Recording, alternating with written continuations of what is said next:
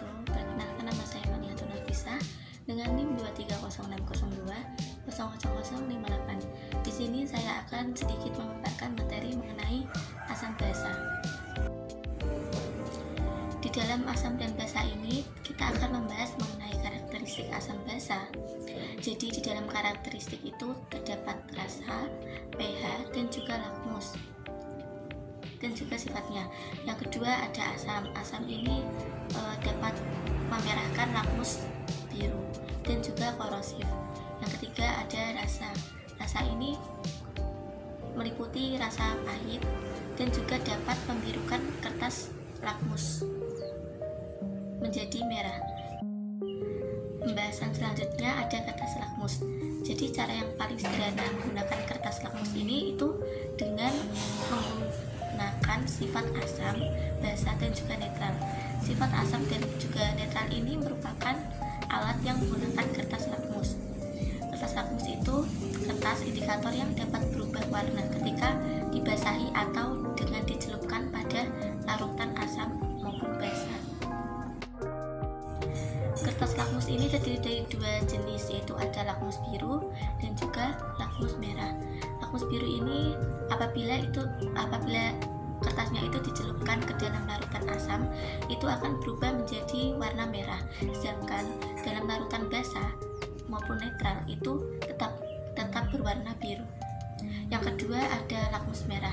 Lakmus merah ini apabila dimasukkan ke dalam larutan basa itu akan berubah menjadi warna biru. Sedangkan dalam larutan asam maupun netral itu warnanya tetap sama, yaitu berwarna merah. Selanjutnya ada pH universal atau indikator universal. Jadi kertas pH ini merupakan salah satu jenis indikator asam basa yang berbentuk kertas seperti kertas lakmus tersebut. Jadi kertas pH universal ini memiliki beberapa warna. Warna pada pH universal ini menunjukkan skala nilai atau dapat berfungsi sebagai menunjukkan sifat asam basa, tetapi juga dapat mengetahui dan mengukur nilai pH tersebut pada suatu larutan. Jadi cara kerjanya bagaimana? Jadi cara kerjanya itu dengan mengalami perubahan warna itu menjadi warna tertentu yang menunjukkan nilai pH larutan yang akan diuji.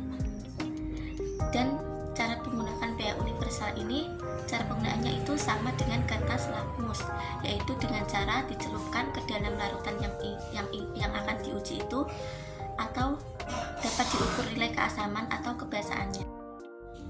Selanjutnya ada larutan indikator sintesis. Larutan indikator ini merupakan suatu zat yang memiliki warna yang berbeda-beda.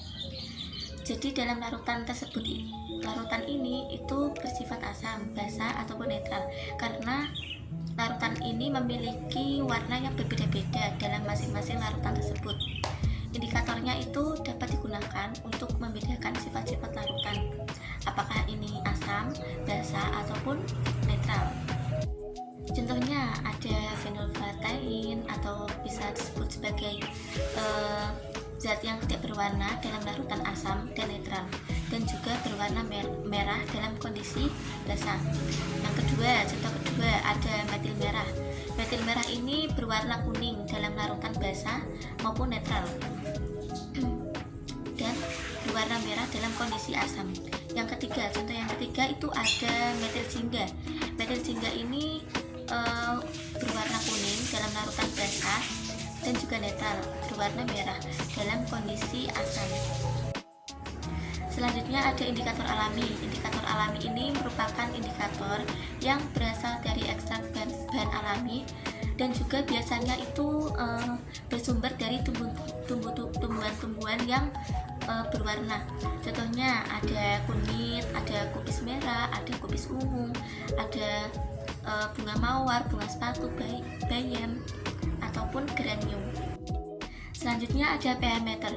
pH meter ini merupakan suatu alat yang dapat mengukur derajat keasaman ataupun kebasaan dalam suatu larutan tersebut.